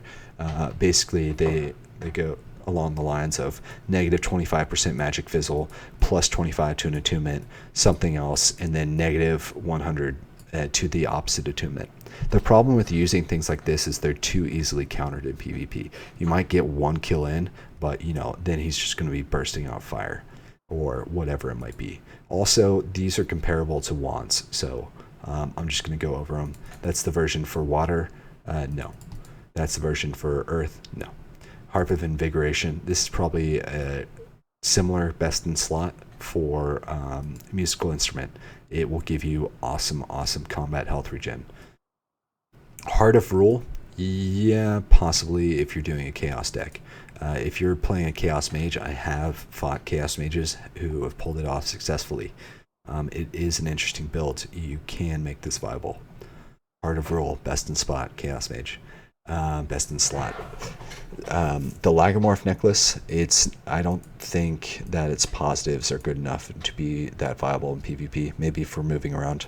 Lore of Corpor, that is a fake artifact. It doesn't exist. Loot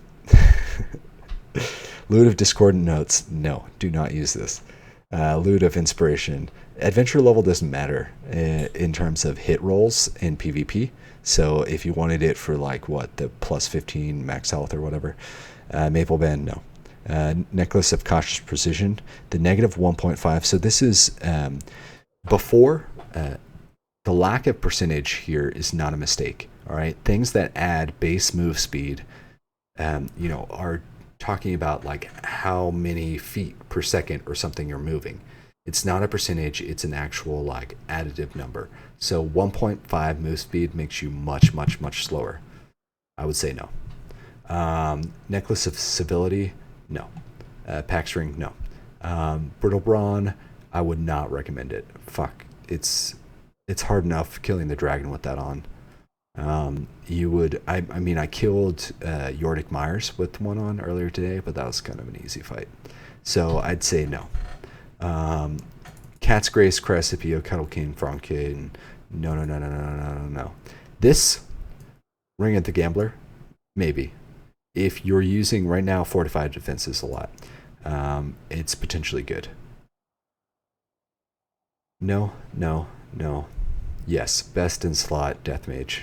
Ring of Lichkind is the best, one of the best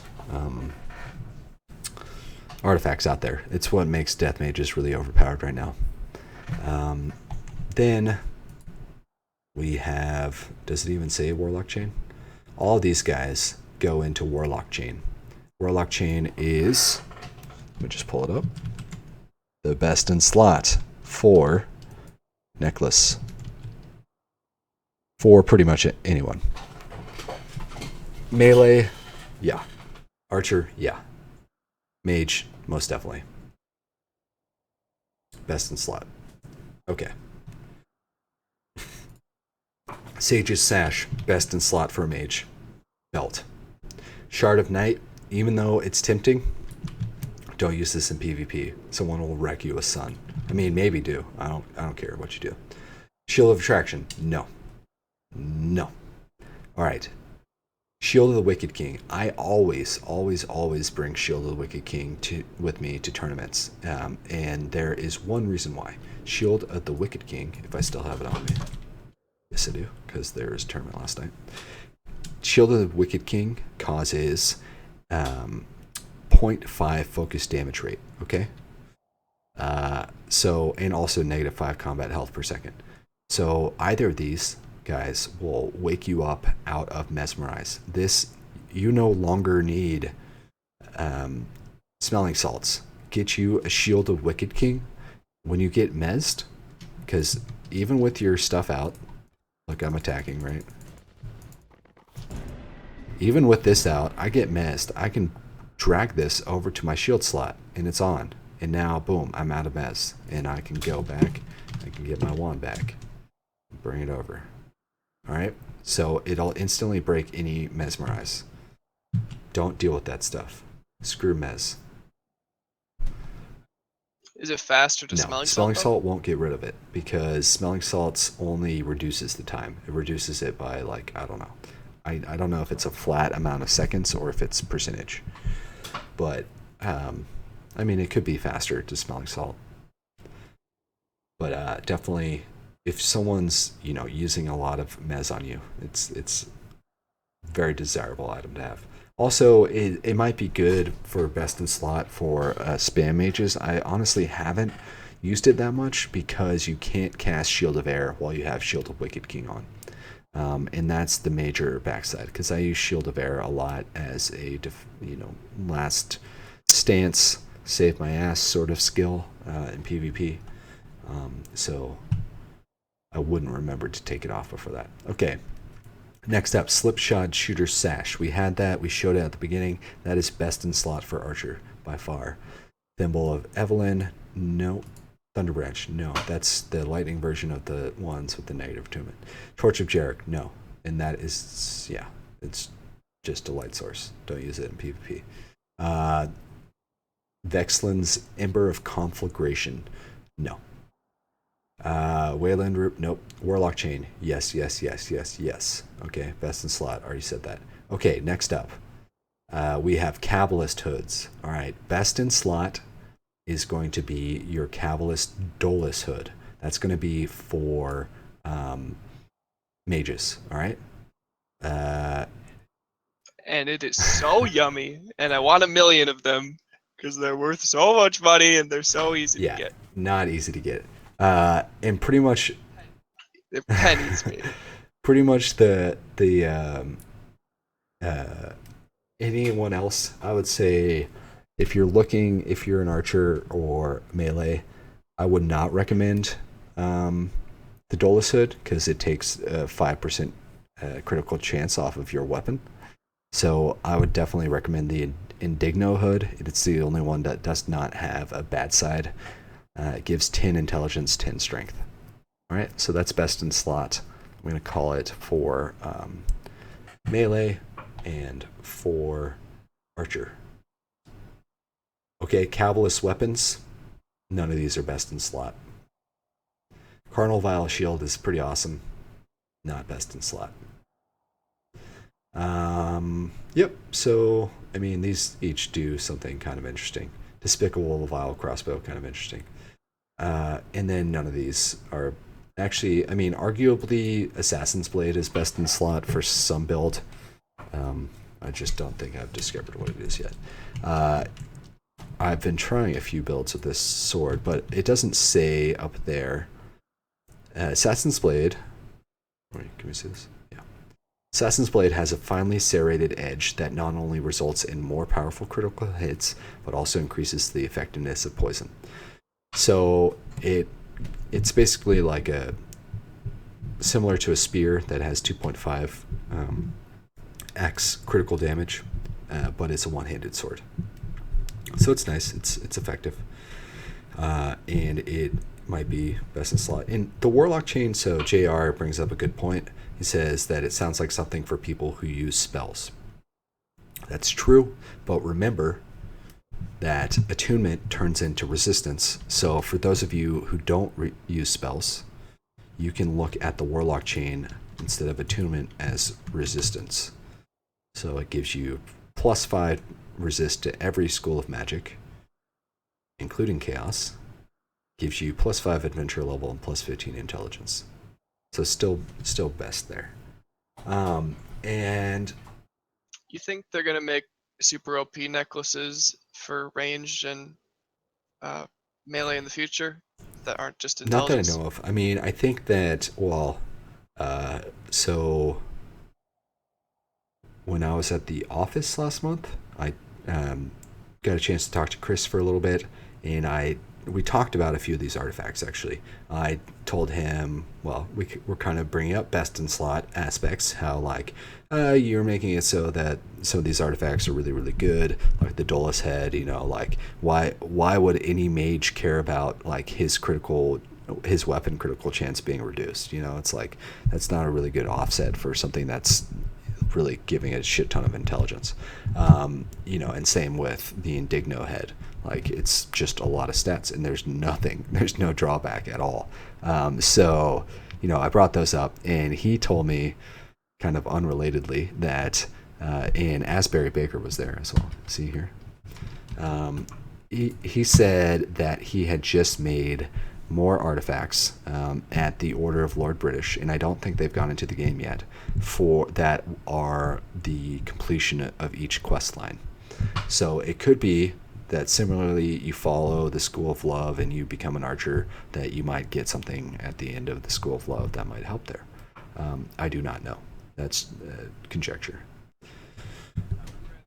I would rather have access to like a boss that would then drop the artifact. I don't know if completing it should just straight up give you it. That's true. That you'd like be able to go into the Artifice or whatever and fight some last boss that had a chance to do it. Yeah, I'd rather have that. That's a good point.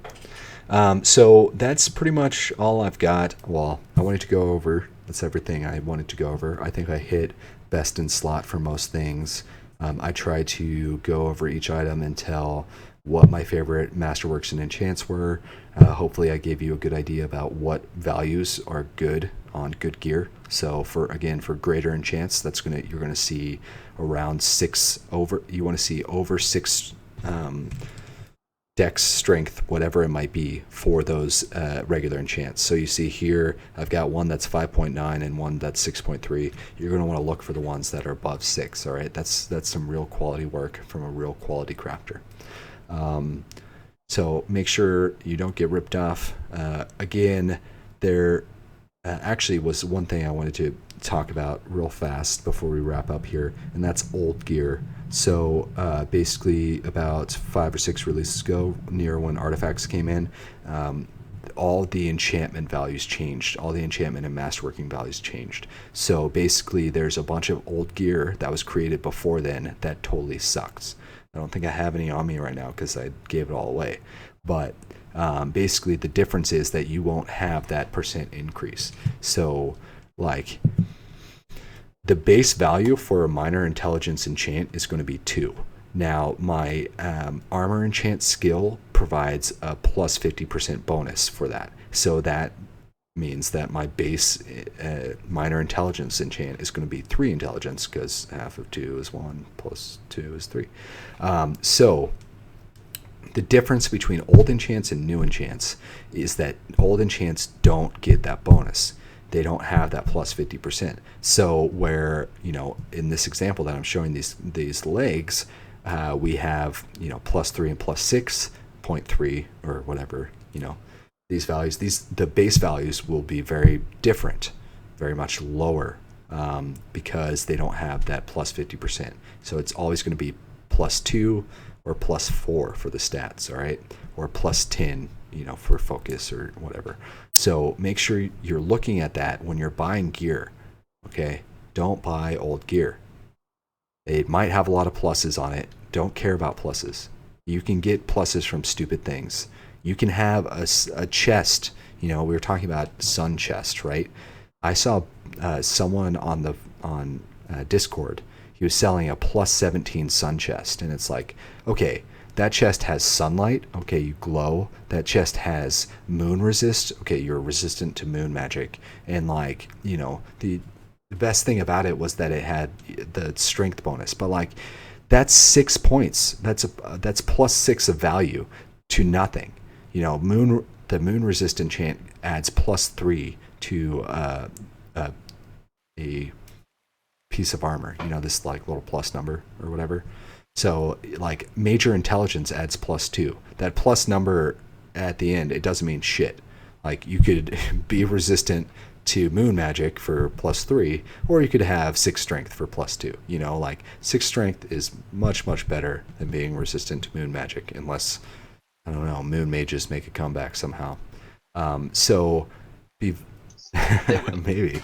But so be very careful when you're buying gear. Don't just look at it and be like, oh, that's plus 17. Like, I'm going to spend 200K on it, because you're going to be spending 200K on the plus 17 big piece of crap. So make sure that, and there's really great gear that's like plus 8, like plus 7, plus 6. It doesn't have to be that high.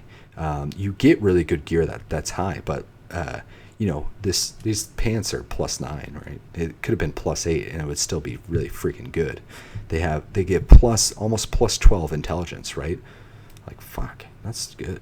And they're below 10. That's a lot of intelligence. That's all, over 18 stats that it gives in stats, plus 18. All right, so that was the last thing I wanted to go over, just to make sure that everyone knew about old enchants versus new enchants. So I just wanted to take any questions that anyone might have in Discord or on Twitch. I'm looking. Audacity, thanks for hosting. Audacity. Yep. Thanks for coming out. Yeah, thank you, Silas. Always a pleasure. I love hearing the sound of my own voice. We'll have to get together at SodaCon if you're coming. Oh yeah, I'll be here.